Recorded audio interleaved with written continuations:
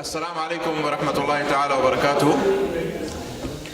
Ladies and gentlemen, inshallah we are all set to start with our next and final segment of the program this afternoon. Our two guests have arrived. Alhamdulillah, we hope you all enjoyed a lovely sumptuous lunch and the Zuhr Salah as well. So inshallah, to move on to the next item immediately, we have the Honorable respected Hafiz Abu Bakr Mohamed with us. Hafiz Abu Bakr Mohamed is a senior counsel by profession and a former acting judge of the High Court. He is also from the founders of the Muslim Youth Movement and Al Barakah Bank, a well-known activist and personality in our community for decades. He doesn't really require any introduction. He is also, for your information, the newly elected chairperson of the IPSA board. So Hafiz Abu Bakr Mohamed, or Adv AB Mohamed as he is known, will be talking about, for the next half an hour, talking about the question of constitutional challenges to the Muslim Marriages Bill and articulating a balanced middle way approach. So I hand you over now to Hafiz Abu Bakr Mohamed. Let's have a round of applause.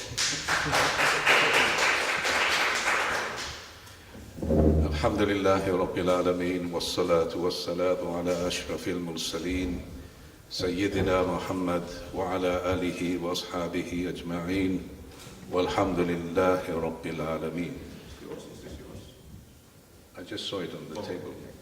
Assalamu alaikum wa rahmatullahi wa barakatuh.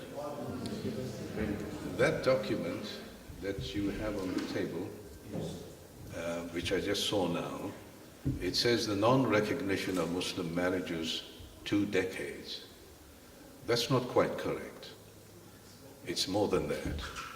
And I'd like to share with you, before we come to the constitutional provisions, 1979, when it really started, I was given a call by a Mr. Wessels of the Human Science Research Council.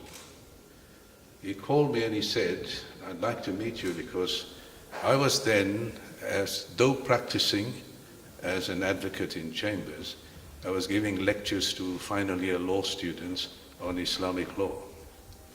So I suppose one of the dean of the faculties had given him my name, and he came down to Durban, to chambers, and then he gave me what really started the genesis of Muslim personal law. He said, we have a problem. The problem is that in Durban, a husband and wife, the husband was charged for some fraud, and eventually the prosecutor served a subpoena on the wife to give evidence. Now we all know that the wife cannot be compelled to give evidence against her husband.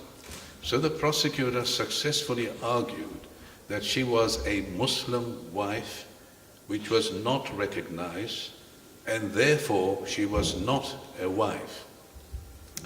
The magistrate, who was very uncomfortable about this, but nonetheless conceded to this argument, and then she had to give evidence. The effect of that evidence was that the husband was convicted of the offense.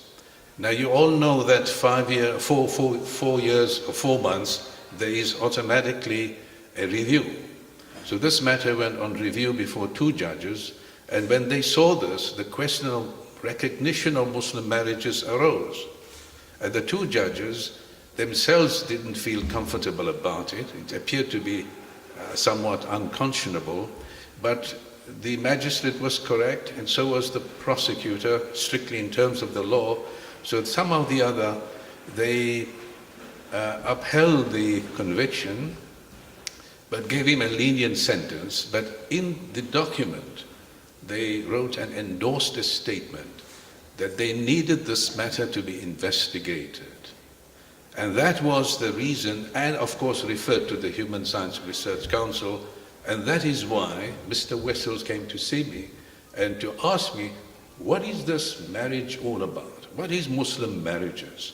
Is it some kind of custom, some tradition, this or that? And I went to explain to him that it is positive law. It's a rich history of 14 centuries of law. And as we went along for about 2 hours, he said, would you assist us?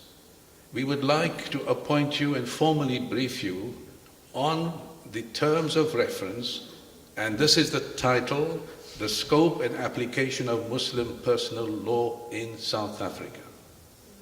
And of course I agreed. A week or two later, they sent me the terms of reference. The original documents I still have in chambers, and I went along and produced a 250-page document on the scope and application of Muslim personal law in South Africa. I took 2 models. One was the model of Malaysia, and the other one was of Mauritius.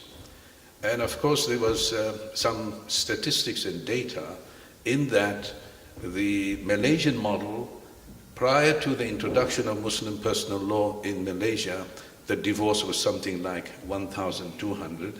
When Muslim personal law was implemented, then the divorce rate dropped to 128. I mean, that's a reduction of a couple of hundred percentages, to indicate how important it was for us to regulate, because this was very anarchic. In my earlier days as a matrimonial officer, I would see this, how women will be treated in such a fashion that one day in court there was a young lady who was standing under a tree. I just noticed her with the child, and eventually when the court had dispensed of his business, I asked the court orderly, what is that woman doing there? And he said, she's waiting for you. I said, well, call her. So she came to the office and she dropped the back of a cigarette box onto my desk. And she said, this is what my husband did. And when I looked at it, it was a torn piece of Peter Stuyvesant box. It said, I divorced thee, I divorced thee, I divorced thee. This is what the Muslim husband did. And he slipped that under the door. This was 1972. I had witnessed between that time in 70, that's when I started practicing law, to 1979, a lot of abuse that our people have committed against women. So this document, 2 copies were made. One was given to the Human Rights Research Council, the original leather-bound copy.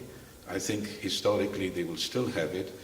And this was done in 1980, signed off. And what happened thereafter was that it appeared before one of the committees, and then effectively, I think it is in Hansard, those that wish to do some research will find it, that the proposal was that it should be referred to the South African Law Commission. Now, when the South African Law Commission was in possession of that document, in terms of the Commission's Act, they invited the general public for comments.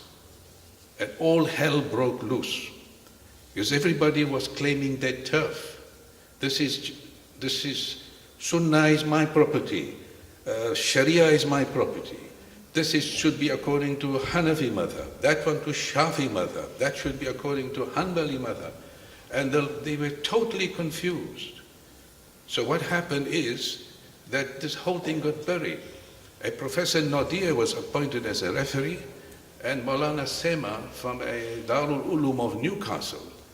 And for the next 10, 12 years, he just stayed quiet until the new government emerged. And we still, to this day, 2018, are quarreling amongst ourselves about the scope and applicability of Muslim personal law. So I'm taking you back to 1979. That takes you to almost 31 years. This is why I say the situation in this country. And if those of you, and perhaps learned friends, the advocates would know that the non-recognition started even earlier. The scope and application started 30 years ago, but the non-recognition started for political reasons in the Rag Commission of Inquiry sometime in 1874.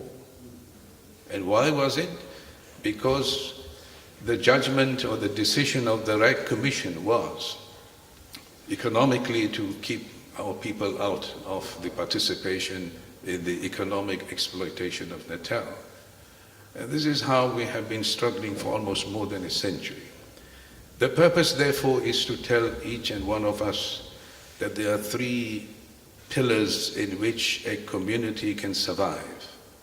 One, your personal laws. If the laws are there and they are distinguished, they are eminent, we must establish them. It is the sanctity of family that constitutes the society. And it is Haqqul Nasl, one of the 6 objectives of the Sharia. The first objective is Haqqul Haya, sanctity of human life, organic needs, instinctive needs. The second is a sanctity of family, Haqqul Nasl, the relationship between husband and wife, the scope of inheritance, possession. It's all specified in the Quran, in the Sunnah, and in the various decisions that have been taken in the past 14 centuries. Because you're beginning to own property, the sanctity of Haqqul Mal, sanctity of private property kicks in to ensure that it is on the basis of economic distributive justice. There should not be speculative transactions, no al-gharar or al-maysir, no gambling or casino-driven business, no riba transactions, all to ensure economic distributive justice. Because we own property, invariably we'll fall into disputes. Therefore, the fourth objective of the Sharia kicks in, which is Haqqul Huriyat, the sanctity of responsible self-determination, consent between the ruler and the ruled, the executive arm, the legislative arm, the judicial arm, each one independent but under the regulatory authority of the Islamic fundamental principles. How do we fill these positions? How do we ensure that they are properly represented in Parliament is Haqqul Karama, sanctity of human dignity. Every person, لَقَدْ خَلَقَنَا الْإِنسَانَ فِي أَحْسَنِ تَقْوِيمٍ. Every human being is born. Allah has created in the best of molds. Freedom of expression, freedom of opinion. Listen to the man. You are at liberty to disagree with him, but within the bounds of divine given dignity. How do we create such people? The sixth objective of the Sharia kicks in, which is Haqqul Ilm, sanctity of knowledge. I'm not talking about informational knowledge, knowledge of the Genesis book of records, the highest building or the tallest building, and so on and so forth. I'm talking about transformational knowledge that emerges from the Quran as a divine guidance, and the akkal that you're given so that you may understand the guidance in order that you may live it comprehensively. These are the 6 objectives of the Sharia. So Muslim personal law can be distilled from these objectives. You cannot say that we have to look for some kind of territory. This is very important. So when we come back to transformational knowledge, you have the kind of people that are able to be transformational leaders. You will have the kind of representation to ensure that disputes are done with justice and fairness. You maintain stability of family and eventually ensuring the illumination and the full maximum development of the individual. This is Sharia. We fast forward to the present times, and I have, in the last 2-3 decades, have watched this debate that is going back and forth and saying to myself now, if we only understood the relationship between the individual and society, and understand that the notion of a society in the Western world is not the same as the Quranic view of society. Individual is accountable. Iqra kitabak kafa bi nafsika al-yawma alayka hasiba. You have your angels to watch you and see what you do. But Allah Almighty also holds society into account as a real, original personality, as the individual. كُلُّ أُمَّةٍ تُدْعَى إِلَى كِتَابِهَا. To each society we shall summon it to its record. So we are not an artificial entity. Society is not in Islam a fictitious personality, as is in the Western legislative system. It is as real as the individual and complementary. So you are individual, but you are also citizen. You have a dualistic accountability and responsibility. So we have, if we are a community in South Africa, we have to look at our community as a real social living entity.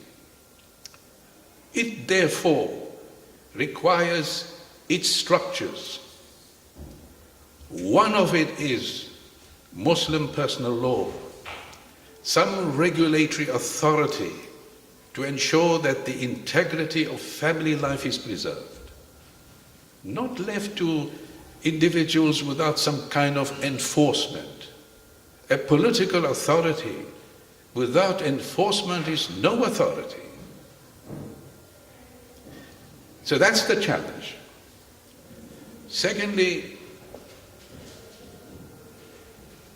a Muslim society based on this concept of originality must have its economic system based on a non-exploitative basis.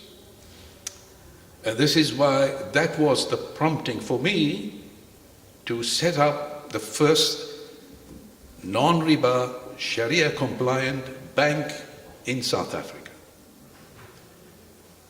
To say to the people that you can set it up, please tell me, what is the point of standing on the minbar and in your khutbah saying neither east nor west, Islam is best? How long are you going to talk Islam? When are you going to walk it? The business of Islam is to walk it, not to talk it. Otherwise it's nothing but a piece of paper. So if I was saying Islam is the solution for our problems, we have to do something about it. Today everybody talks about Sharia compliance.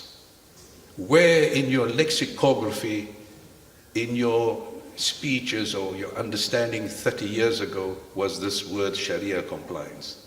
Today it's everybody's language because it's walking the talk. Islamic Bank today, the bank that we had founded, alhamdulillah, has more than 100,000 depositors. It's growing every month, alhamdulillah. There are windows in other financial institutions. Worldwide, it is demonstrating the alternative to the exploitative legal system of the Western world, which is riba-based, number one. There is collusion between the legal system with, in other words, science and jurisprudence are two sides of one single coin in the Western world. And it is exploitative. We had a time, I might have a few more minutes, just keep a watch on my time, and that is that in the time of Romulus and Remus, Romulus set up a piece of land for the commanders. The commanders became owners as a reward for supporting the empire, the emperor. When his brother even challenged him, he had his brother killed. And you had a sovereign state emerging, but private ownership. So these commanders set up the Senate, for themselves to discuss any disputes. And these disputes they would relegate to a person called the praetor, like a prosecutor.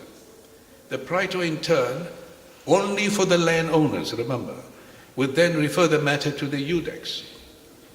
The iudex will then govern any disputes between them, guided by the opinion of the praetor.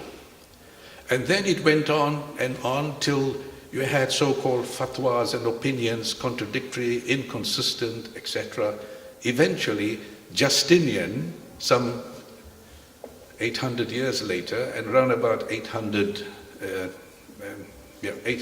after Christ, then, or 500, sorry, he set up the corpus civilis, that is to regulate the whole thing and bring into one document, so the emperor has this particular. The Bible did not keep up. It was just relegated to canon law for the ecclesiastical institutions. The corpus that got buried somewhere, and sometime in the 12th century, somebody found it in the University of Bologna, and then it got revived.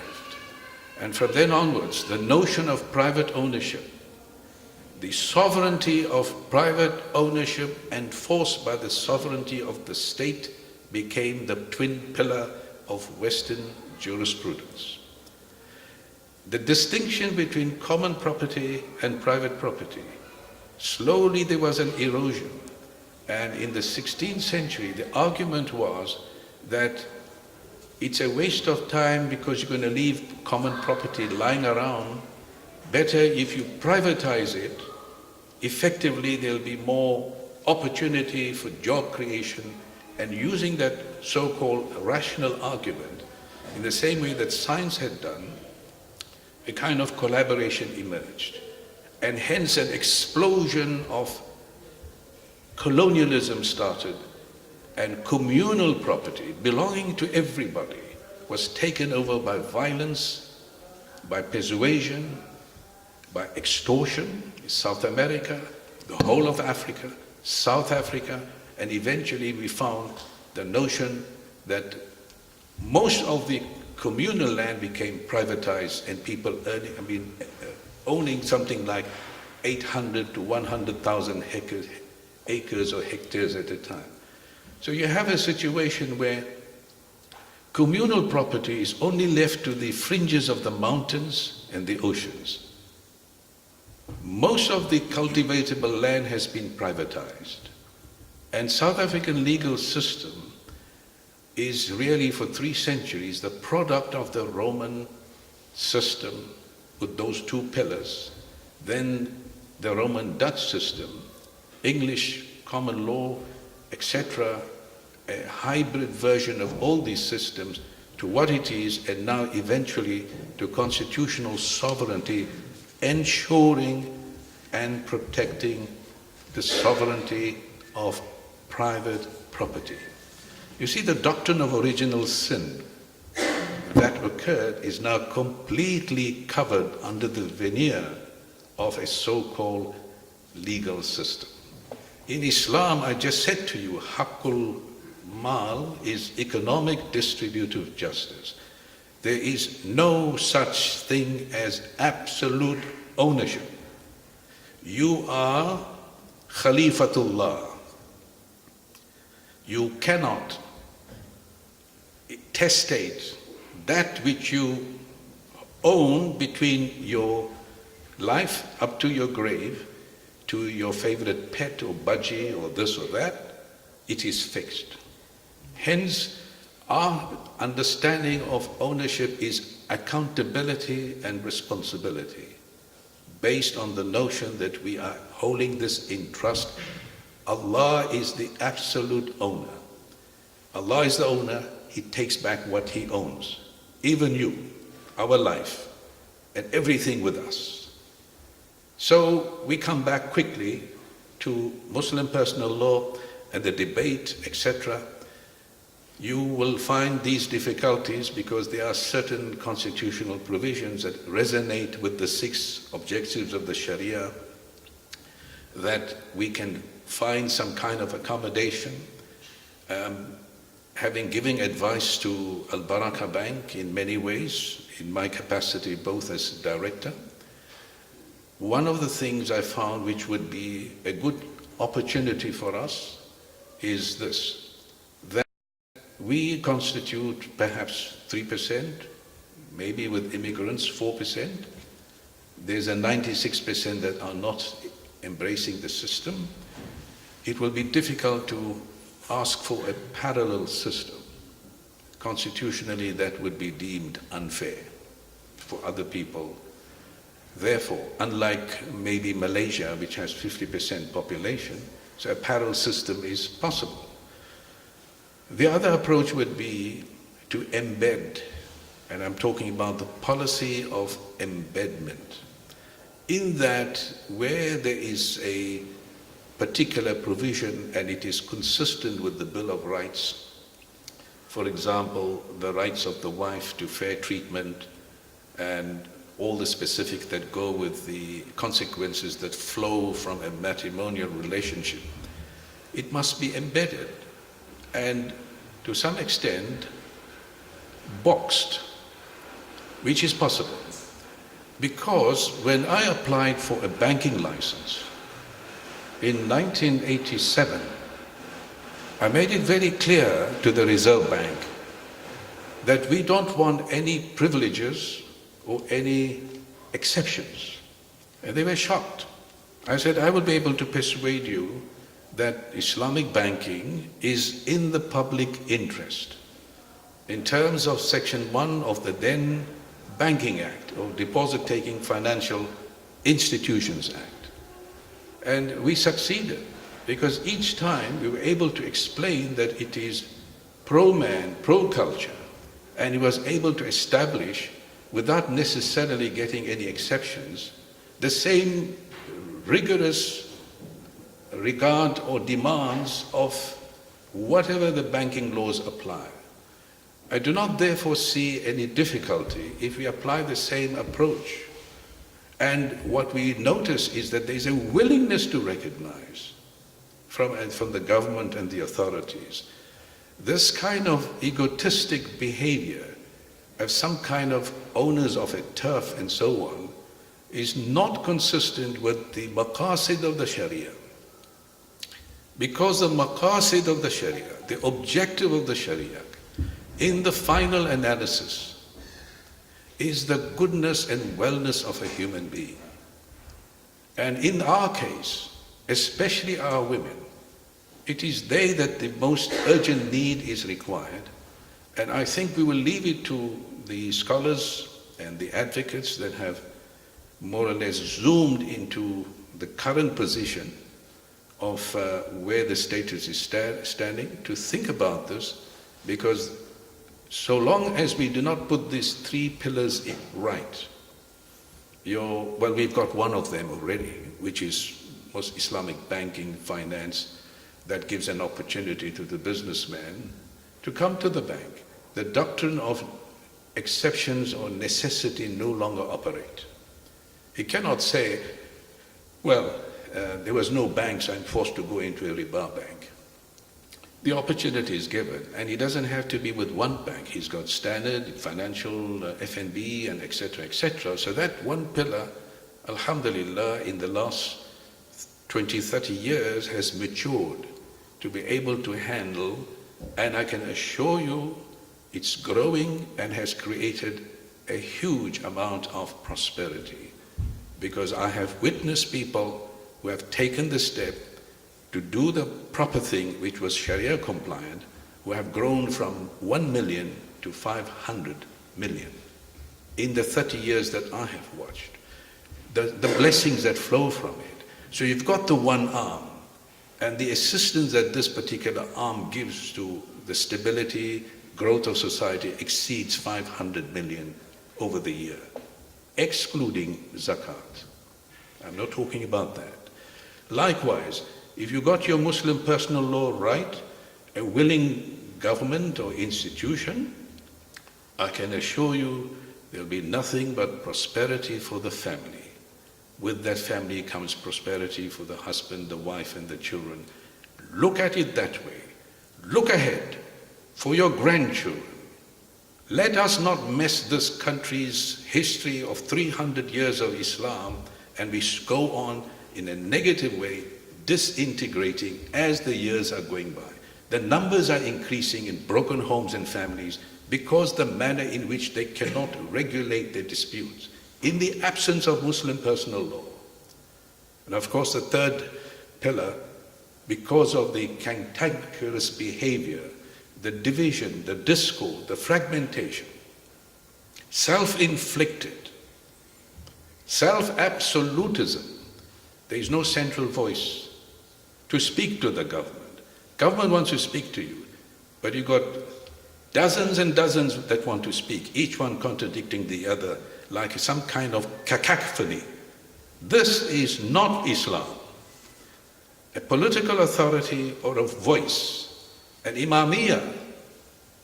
We suddenly become quiet, assemble ourselves when the imam says Allahu Akbar, and we quiet and we follow. We follow meticulously, ruku, sijda, and this and that. Brothers and sisters, we cannot live the life that what we do in the mosque is Allah's business and what we do outside is our business. Everything we do is Allah's business. Otherwise, we would be living Dr. Jekyll and Mr. Hyde personalities, split personalities, with schizophrenic opinions. And unfortunately, in my 50 years, I have watched this going on and on and on. I therefore urge our young advocates and those that are involved, look at the big picture. Don't worry. Allah Almighty is the guarantor. Not you, not me. Sooner or later we will be at the edge of the grave. الَّذِي جَمَعَ مَالًا وَعَدَّدَ يَحْسَبُ أَنَّ مَالَهُ أَخْلَدَ. What is the matter with you? You came panting. Allah Almighty said, how did you take a wrong turn? Pursuing wealth as if that is going to count for you in the grave. And lastly, all of you read Surah Yasin. Reflect on this carefully. إِنَّا نَحْنُ نُحْيِي الْمَوْتَى وَنَكْتُبُ مَا قَدَّمُوا وَآثَارَهُمْ وَكُلَّ شَيْءٍ أَحْصَيْنَاهُ فِي إِمَامٍ مُبِينٍ. Allah Almighty says, I give life to the dead and I take into account what you send ahead and I take into account what the footprints that you leave behind. Think about it. What footprints are we going to leave behind for our generations to come? Shukran. Wassalamu alaikum.